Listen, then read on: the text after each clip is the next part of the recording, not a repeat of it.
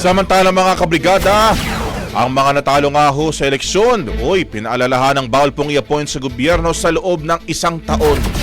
Brigada Jigo Boy Custodio, ibrigada mo! Brigada Live Report.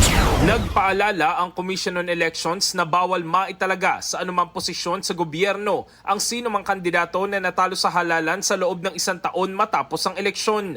Ayon kay COMELEC Chairman George Garcia, nakasaad ito sa 1987 Constitution at isa itong mandatory requirement. Layunin ng patakarang ito na maiwasan ang paggamit ng pwesto bilang gantimpala sa mga natalo, ngunit sumuporta sa nanalong opisyal. Ipinahayag ito ni Garcia kasunod ng utos ni Pangulong Ferdinand Marcos Jr. sa mga miyembro ng gabinete na magsumite ng kanilang courtesy resignation upang muling ayusin ang pamahalaan.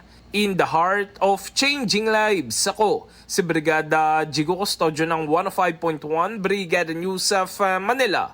The Music and News of our Brigada Balita Nationwide. Ang bahaging ito ay hatid sa atin ng Fast Relax. Tanggal ang sakit, ora mismo.